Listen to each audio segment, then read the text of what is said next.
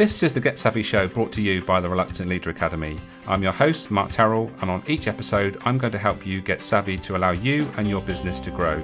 We'll be focusing on the 3 elements that lead to business success: your mindset, your processes, and your skills.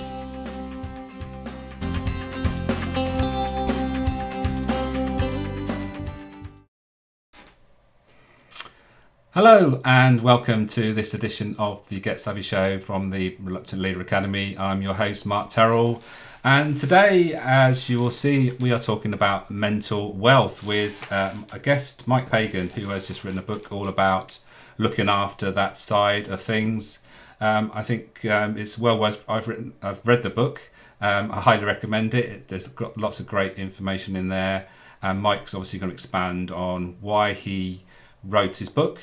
And the inspiration behind that, and how you can create almost a system around keeping you in the right place so that you can operate at your best place, if I can get my words out. So I think without further ado, we should bring on Mike to join us, if that's going to work, but it's not. Mike, welcome. Hey there, Mark. How you doing? Thank you for having me today. I'm looking forward to our chat. Like I said, I've read your book, and there's lots of great information in there. But before we get stuck into that, would you like to introduce yourself a little bit about what you do and why you do what you do? Ooh, great questions to start off, which gives me carte blanche. Daddy told me to go and get a proper job, so I did for a few years, and then I ran away and lived in Australia for a number of years. Then I came back and I set up a business which I've been running for 20 years now, with a focus on performance and productivity through speaking, through communication. And over the last few years, that focus has taken me down the route of mental wealth, which has been triggered very much about my work that I was doing with professional elite sportsmen and women transitioning to their life after sport. And a lot of the areas that I uncovered in that about the lack of support network and the lack of what I refer to as a mental wealth team to help people make all the decisions they need that are fit for purpose for their way forward rather than how they were before. And that's really driven me in the direction that we are heading in at the moment. And it's a fun environment because that's part of my life. I want to have more fun, enjoy. Traveling will become a thing that we can do again in the future, and enjoying everything that we do along the way with the right people we want around us. Fabulous. Looking forward to having a bit of a dive into that subject. But before we do, the first thing we look at is the motivators of my guests, which is not that theme. We want to go there. So, Mike, I'll just go through your top 3 motivators according to your motivational map. Number 1 is searcher, so you like to do something that's worthwhile and meaningful. Number 2 is friend, so you like to feel that you belong and feel that you have fulfilling relationships, which sort of fits in with what you've already mentioned. And the third one is spirit. That's about freedom to make your own decisions, being autonomous. So the question I ask my guests is, how do you see these 3 motivators showing up in what you do? It's interesting because when I completed the map, I obviously you score it yourself, and then afterwards the machine turns around and tells you what we worked out. And I was really pleased that I actually had the top 3 as the top 3. Not quite in that order, but very close. Mm-hmm. And it's, for me, that whole process of the searching and the spirits really does resonate. Many years ago, when I set up the business originally, my best mate at the time said that fatal words to me. So I can't see you working for anybody ever again, which kind of just gave me that sort of entrepreneurial kick, or that just zest of, well, maybe I should look at it independently. And that's where we went. So hence the searching, the friend, the belonging, making a difference. It's not cliched, but it's just kind of reflects very much the way I do things. And that was insightful. I enjoyed the outcomes from it because it reconfirmed what I already thought I knew, which is nice. It's always more concerning when it tells you something that you didn't know you knew or you didn't want to know. Yeah, well, that's a good point actually, because sometimes we do need confirming what we already know, just to confirm that it's still, right for us. And in context, it's about using our top motivators to make sure that they are being met.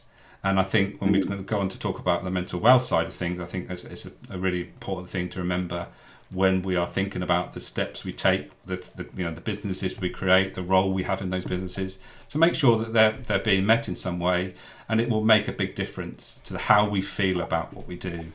And that's the point. And I think the interesting thing here, the friend motivator, like I said, there's no right or wrong, there's no good or bad motivational map. But when the friend comes in, there's always a focus on relationships. And Yes. what I see is a lot of entrepreneurs have little or no focus on relationships. And I know we're going to talk about this, how important it is about avoidant isolation. And if you have no focus on something, it probably doesn't happen. That's the key thing. So thank you. And the other thing on relationships, just to jump in there, the number of the top high flying entrepreneurs around the world that have this whole casualty list behind them of sort of this swathe of problems that they create, and it's for me, it's getting that balance because obviously, as most of us want our different levels of success, be that through materialism or comfort or the ability to just switch off and relax. It's knowing what that is and what price are we willing to pay, because there are many trades and industries where the divorce rate far outstrips others, and suddenly, well, that says there's something about relationships that's not quite working here. So it's knowing what you want and what you're willing to pay for it and how you're willing to build it so that you can get where you're trying to go. Absolutely. If that makes sense. It does absolutely make sense to me anyway. Hopefully it does to everybody that's listening. Right, okay, so let's dive into the topic, mental wealth. It's the title of your book. So I think the first thing you should do is tell us the inspiration behind writing the book. Yeah, no problem. In essence, for me, it's about isolation and how we manage isolation, because isolation kills creativity, prevents decision making. And as a result of that, it can have a detrimental effect on our mental health. So obviously, mental wealth is a play on the language mental health. I am not a mental health expert. There are many brilliant people in that arena who offer brilliant support and advice and help in there. That is not me. My focus is very much on building the mental wealth team, which is about having the right support network around us that's fit for purpose for our way forward. And this is the key part of it, because when we're isolated, we haven't got the right people around us necessarily. And it's whether you're at the top of a large organization, a solopreneur, or a mum of three under the age of 6 stuck in a flat during lockdown. We are isolated at different points, and it's knowing who we can turn to that overcomes those challenges that creates. And part of writing the book was, unfortunately, I lost a friend during COVID lockdown. And it was he was going through a very ugly divorce, was estranged from his son, and sadly decided to take his own way out. Now, I'm not saying if he'd read my book or whatever else that I could have changed the outcome that happened here, because he was a gregarious character, very intelligent, knew what he was doing. However, had I or somebody else in his support network been asking better questions or the right questions at the right time, maybe there'd have been a different outcome. So my objective of this book is to change lives, and I believe there's the potential here to save a life. Mm-hmm. So we build that right network around us, then we're asking better questions, because when we're asked better questions, we find other answers that we wouldn't ordinarily find on our own. That's the key part of it. Get the people challenging, provoking, asking us questions. That removes the isolation, and then when we don't know what to do next, we in turn ask for help, because asking for help is not a sign of weakness. It's something we need to get better at, and it's an area that there are elements of people that are better at it and they become needy, but that's not the call. we need to be able to ask for those support, because when we get the support, the direction and the focus that gets created off the back of that can be totally different and very, very engaging.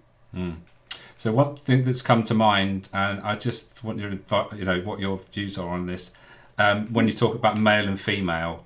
Now, from what I see, females tend to be better at having a bit of a backup scenario, a network that's supporting them. Would you agree with that, or is that just too sort of simplistic? I think some of that is old school, because the ladies are better at talking than men historically. However, it's going forward with the work that I did with the professional elite sports people in their transition space. One of the key issues there was in that environment, hyper competitive, trying to be the elite, be that Olympic, world champions, whatever it is. The whole process of asking for help, be that male or female, shows you to be vulnerable. And in that environment, you want to be bulletproof. You're superwoman, superman, whatever it happens to be. And so I would challenge those views nowadays in the focus that it's just that ability to ask for help. Talking. It's not the old 80s mentality of going to see a shrink, as they would call it in America, and opening up. Just having conversations. But by having those conversations, we're empowering other people to ask better questions of us. And then in turn, we find different answers. When we put ourselves in self-imposed isolation, that's why in prisons, they put you in an isolation tank when you've been misbehaving or whatever it is. So why would we choose to self-select and put ourselves in isolation? Because then that prevents us from learning and bouncing ideas and creating greater strategies and ideas and successes. Yeah, it's a great point. So it's having a system behind us so that when we hit troubled waters, we have people that we can support us and guide us through. So there are various elements in the process, isn't there? Do you want to just run through the elements of your wealth system? The simple thing for me is finding the right people that are meant to be in your wealth mental wealth team. If we get the right people in there, then that works. And first things first, though, you need to understand who you currently have in your team that actually isn't fit for purpose. Because quite often you look at social media where we've got thousands of connections or hundreds of connections, be that on Instagram, LinkedIn, Facebook, whatever it is you happen to use. But the question has to be, who truly has your back? Who really does have your support and your best interest at heart? And there's quite often we find there are people in our lives that are just acquaintances. They're just here for a short amount of time. You know them through sport, you know them through the school gate, whatever it happens to be. But you're not comfortable being open, honest, and vulnerable with them. They're not people who are going to challenge your suggestions and your ideas. I know some of my great friends that I will go and eat, drink, and be merry with on a regular basis, but I wouldn't necessarily open up to them as honestly as I do with my mental wealth team. And so it's knowing the difference between the people who've truly got your back and they're there to help you versus those that are just here for the ride, or those that are here because you have good fun and bon ami, but they're not necessarily going to challenge you in the right way. And it's when we understand that, and I have scorecards that I use to help people understand who is and who isn't in that team. We then need to focus on the areas to where to find more people. And as you were describing there, I've 4 sections in there. I've got the self-care, the coach, the professional team, and the mastermind or peer support groups. And those 4 areas, I believe you can pull in some brilliant people that will help you along the way. That's great. So the 4 elements, it's like you're saying, self-care, coaching, professional support, and mastermind groups are just so in themselves are important. But when you bring them together in this sort of system that you've created, it's just almost like a sort of bulletproof sort of system, I suppose you could say, when we hit troubled times. So when we talk about self-care, what sort of elements are we talking about when it comes to that? Okay, but the simple bit on self-care to start with, and there's a lot of people talking in the world of well-being and self-care and everything. For me, the focus is, first off, is making yourself number one. Now, I know that that's not new language, but however, for me, I've talked about this for many years. But when the light bulb finally went on was when I've always described myself as being number six in my family. Wife, three kids, and a dog, always ahead of me. But the reality check is, if they're always ahead of me, when am I going to be number one? And if they need me and I'm not fit for purpose because of whatever reasons, I'm distracted, I'm not well, or whatever's going on, then I cannot be the support that I need to be. So selfishly, I need to make myself number one. And therein lies the word that causes us problems, because selfish is seen as a negative, as a bad thing. But we need to be selfish to make sure that we are fit for purpose in whatever we do. And that will bring in everything from health, nutrition, mindfulness, meditation, sport, all the things that you do, where some of the time we are able to self motivate ourselves in that environment. But there's others where we need a coach, we need external support, somebody to come in and help us. And for me, I get badged as a bit of a weekend warrior. So I'm crazy, not mad, or I can never quite get the saying the right way around, but I do strange things. You can see behind me the little picture, off that side, a bit of swimming in the sea. A few years ago, with a team of guys that I play water polo with, we were the fastest men's full relay team to swim the English Channel. Prior to that, though, 2 years prior to that, only one of us had ever done any open water swimming before. So we started to learn, develop, and get used to swimming in cold water, wearing budgie smugglers and a hat in a sort of dirty, big, watery space with ferries and jellyfish. But other than that, it was beautiful. But the reason why I tell you that story is that was great for me. Now, I'm not saying other people need or should go and do that, but that opened up the world of open water swimming to me, which I do nowadays as often as I physically can, timing and everything else working. But the idea of just jumping in a river or a lake or in the sea and just plodding along creates this mindfulness element for me, where I'm just in a zone, enjoying it, switching off. I get out totally refreshed. I get out with clear ideas of what I need to do. I get out with the buzz from the cold temperature, if the water's cold at that time of year. But I'm feeling brilliant with it. And we all need to understand what works for us. That works for me. I'm not saying for one moment it's going to work for a lot of other people, but it works for me. And it's finding those areas of self-care where we can then take on board greater sanctuary and looking after ourselves, where we can switch off, reboot, refuel, rekindle, just do all these re's, but getting ourselves fit for purpose by being number one, not number six or whatever it happens to be on your list. It's a great message. We quite often we have Adrian Chase, who's a friend of mine, who joins, and he talks about being selfish. So looking after yourself, thinking about number one, and I think it's a good message to think about. Well, what do you need with regards to finding time to do the things you want to do, and not always giving up and putting everybody in ahead of your well-being and what you want to do. Because ultimately, it's like when we get on every aircraft we get onto, what do they tell us to do in the event of an emergency and the oxygen falls down? Fit your own mask before you fit Yes. help anybody else. And it's that message we should all remember. And I'm writing a book at the moment, and I've talked about that. It's such an important message to look after yourself first, so you're in the right place, not only for yourself but to help others, especially when you're leading a team. And the other part of that self-care, though, is we can't do it all ourselves. There are times where we need nutritional support, a PT support, somebody who's going to challenge and train us. That whole thing of, if somebody asks you to do as many press-ups as you can right now, you'll come up with a number. It might be 3, it might be 33, it might be even more. But when you're working then with a sports coach next to you, they're going to get another 10, 12, 20% out of you than you didn't think you could, because they're pushing you. And that's part of that self-care. It's knowing who you need on board that's going to help you achieve more.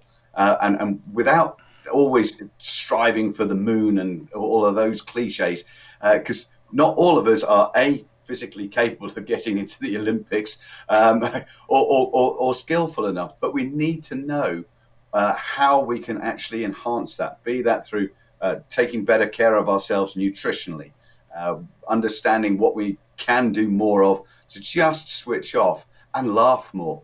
It's through the lockdown journey over the last couple of years, the whole process of just finding friends to laugh with and doing it in strange ways via Zoom and Teams online quizzes that you do and sports nights. And it is very, very different, but we're all clutching at the way to have that sense of belonging, but also fun and humor and everything else. So we didn't go insane. Yeah, and it's enjoying the journey as much as the destination, isn't it? Making sure that we know make the most of that. So the next, so we talked about sort of self-care, and you've mentioned coaching as well. So other elements within coaching that you've talked about sports coaching, but within regards to sort of business scenario, coaching has obviously become more and more important. It is, and for me, obviously, my background is coaching, non-exec support that I provide in businesses. But when you have that person who is external, asking better questions of you, as they get to know you, they know when you're not being entirely truthful, or you're saying you're giving platitudes rather than actually saying, "Well, I'm going to do this." They're going to hold you accountable to it. I know my coach that I've had for many years now. He's a bit challenging because he's a psychologist as well as a coach. So he knows when I'm lying before I've even opened my mouth, which is slightly irritating because you think, oh, come on. But it makes a difference when you've got somebody who understands and they know what your negative self-sabotage habits are. And it's helping you break those, or more importantly, according to the neuroscientists, replacing them with something more interesting. And that's always the challenge is how we do that. And coaches help you along that way. It's not something that's easy on your own.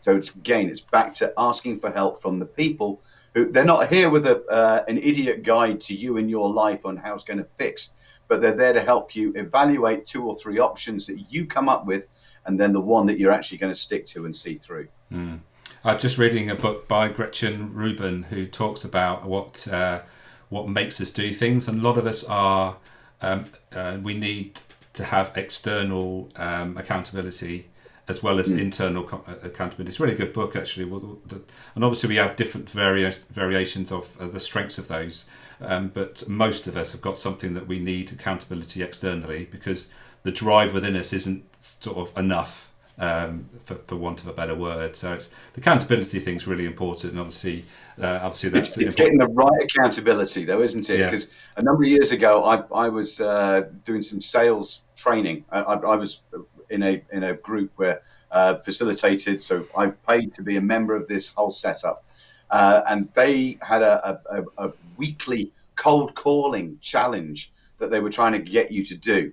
And I just didn't want to pick up the phone. And it was how they were force feeding you to do this, because they were working on the basis of if you do a certain number, gradually it will break through and then it will become a positive habit. And it was just blocking the whole time for me. And the flip side to me, though, there was I do daily activities in exercise. It's just part of my makeup. It's what I do, be that press-ups, chin-ups, other silly things like that. If I miss a day, I have to do double the following day. If I do twice the amount today, that doesn't mean I can have tomorrow off. I've still got to do tomorrow. So my discipline to my fitness regime and these activities on a daily basis was far better than my discipline to picking up the phone and making these cold calls that these guys were trying to get me to do.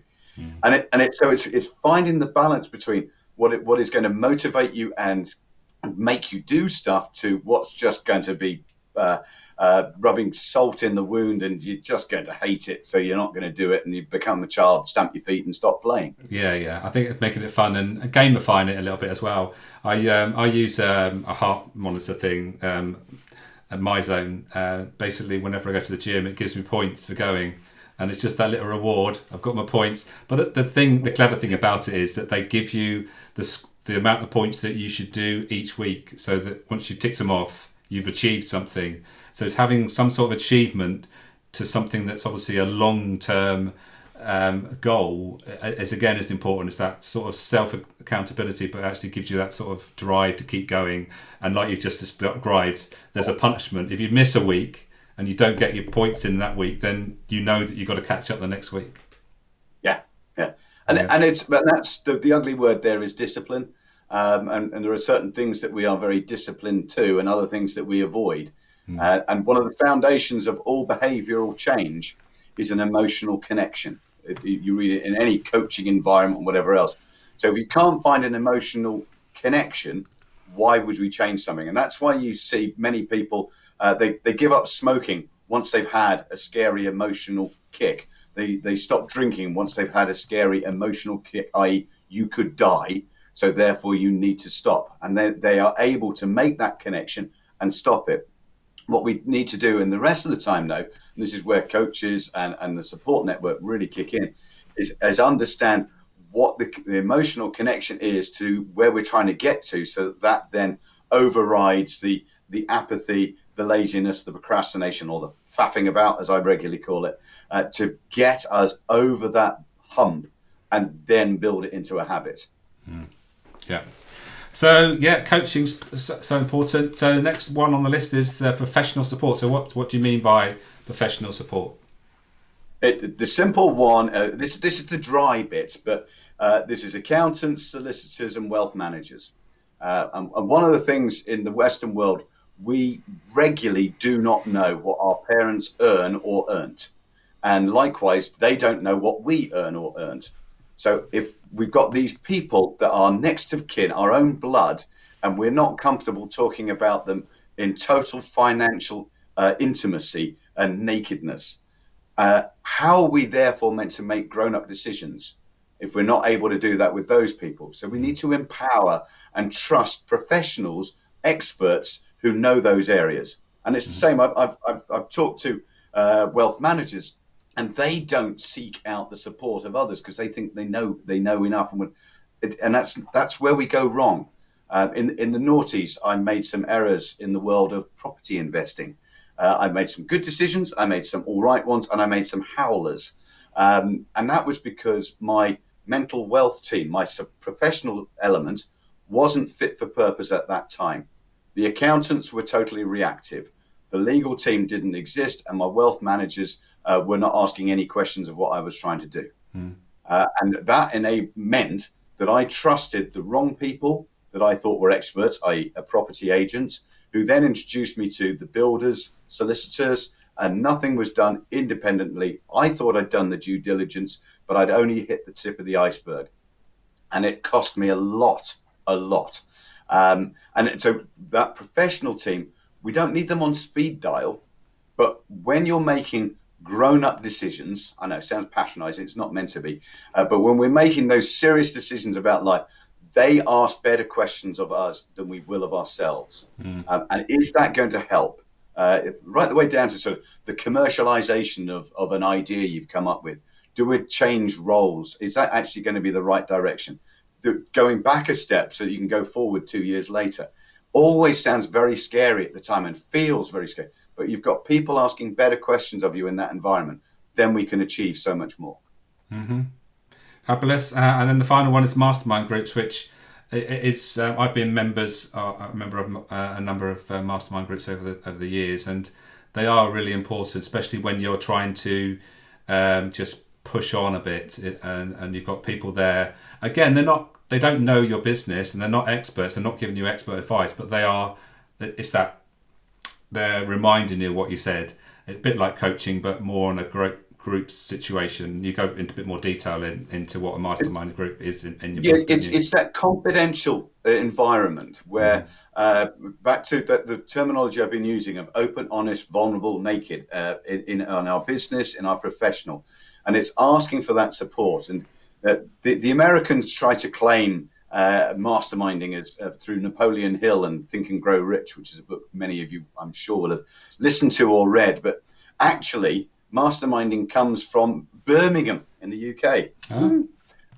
It's from the 1760s, and there was an organisation set up called the Lunar Society, and it had luminaries in it such as Matthew Bolton and Erasmus Darwin, And this was during the Industrial Revolution. And so their ideas they were having were mind-blowing and different. And potentially they were heretic as well, because they were against the religion of the time or common practice. Mm-hmm. So they met under the light of the full moon, in private, in confidence, and these great minds, none of them competitive. They were just there to challenge each other in total confidentiality and total support. And that's where Mastermind stems from. So it's been around quite a long time, and it's thanks to the Brummies. But if you look at that going forward, then it's part of having 7 minds being so much better than one. When you're on the receiving end of a mastermind challenging environment, yet you're asked a lot of questions, you have to hold up your hand to the things you're going to say and be accountable for before you next meet. But then when you flip chairs and you're now in the coach or consulting chair and you're challenging somebody else and you're having a go at them for not doing X, Y, or Z in their business, and you realize you're a total hypocrite and a liar because you're not doing it in your own, then you're humbled into another action that's real. So that this whole setup is so powerful and potent. And it gives you this group of people who are really, really supportive and challenging. To the point, there's a colleague of mine who had a very serious illness, had a cancer diagnosis. And he talked to his mastermind group before he even spoke to his family, because he needed to get his head around what was he going to do, how was he going to approach it, and how was it going to work through. Right. That's how powerful that support network can be. And it really worked for this particular individual there, because he was ready to deal with what was coming next. And it was a tough environment, so he needed people to support him accordingly. Brilliant. Well, obviously not brilliant, he had cancer, but brilliantly had that support network to help him make better decisions. And I think yes, when we hit those rocky times in our lives, that's when we need the support, because we're probably not in the best place to make the best decisions for ourselves, firstly. So we need people to sort of, to run things past and make sure that we're not doing rash things that we're going to regret. And, you talked about your property investments and all those sort of things. It's, we get carried away, don't we, with all sorts of things, whether it's in a negative or a positive way. It's having a position where we are neither in euphoria or in depression or whatever, maybe that's not quite the right word, but we want to be level and not in either one of those states, because if we're in either one of those states, we tend to make not particularly good decisions. Yeah, it's for me, the description you're describing there is sort of the old heart rate monitor in the hospital, where we have highs and we have lows, and through the journey of the pandemic, we didn't have many highs, so it never went up, but unfortunately the lows were still there. So your overall average for many people went down, and coming out of the pandemic, coming out of the lockdown, there's a lot of people who are not in an overly excitable or positive place, because it's just been sort of almost flatlining for all of that time. Yeah. And it's knowing how we can create the support around us that will help motivate us and encourage us to take brave steps again. There are environments, I remember at the end of lockdown 3, I know it sounds like a sequel to a movie, doesn't it? But I went to a golf club that previously the car park had basically been empty apart from a few cars. And I turned up and the car park was full. And instead of a sense of excitement, of joie de vivre, lots of people, I felt this dread of anxiousness through my whole body, because there were lots of cars and lots of people. And I just wasn't used to that environment. And this is what happens. It's knowing what we get used to and we become conditioned to. And then as we break through, it's asking and getting the right people there to help us along that journey. And a brutal part of this is letting go of those that are not fit for purpose to help us going forward. Because over the last couple of years, much of our lives has changed. Our working structure, our working environment, families have expanded, families have shrunk. Our situations are different. And so we do need to make sure that this mental wealth angle, which I refer to as it's like a bank balance. We need to top that up so that our mental health is kept strong. Because when the mental wealth balance is gone and things go wrong, then that can have a massive impact on our mental health, on the things that ordinarily would never have affected us, but now they're taking us down a spiral of poor mental health, which we need further support and engagement to get through. Right, great. Well, sadly, Mike, our time is running out. I knew the time would fly by because we sort of had lots to talk about, and especially when you have a book with so much content. I think we've gone through, the key points. So before you go, could you want to just tell people where they can connect with you, find where you're hanging out, and in a digital form, I suppose, or maybe in a physical form as well, and also where they can find the book or download the book? Simple setup for you is Mike Pagan. It's spelled correctly as well there. So just mikepagan.com is the website where you can find information. Feel free to stalk me down through LinkedIn, but if you reach out through LinkedIn, please send me a personalized connection message rather than just a click, because then we all know the randomness of how that works. And it's I'm happy to have conversations. That's the whole part of this. It's generating conversations so that we can share the support, but also find the right people that can help each other to connect and develop and become more successful.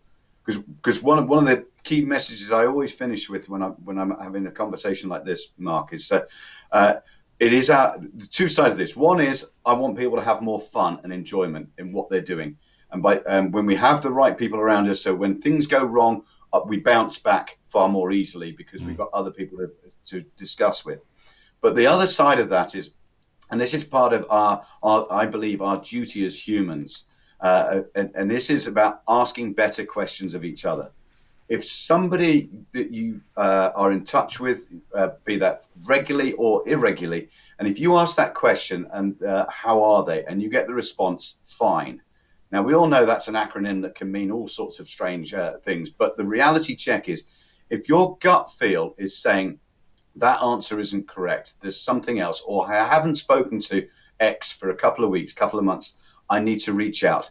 It's our duty to do so, because as we ask better questions, we don't need to be mental health experts to be able to have a comforting ear or able to connect somebody and support somebody. And this is part of building that mental wealth team, of us having the right people around us, just asking better questions so that we can support each other and help each other through this journey of life where we want more fun, more success, more stupidity, more jumping into the sea and getting cold and dodging jellyfish. But hey, it's not for everybody, but I enjoy it. Brilliant. Great way to round things off. And if you want to hear more about the mad things that Mike gets up to, it's all in the book. Well, some of it's in the book. I'm sure there's things he's held back. Great. Thank you, Mike, for coming on the show. Really enjoyed chatting, and hopefully to catch up with you again soon. But for now, thank you and have a great day.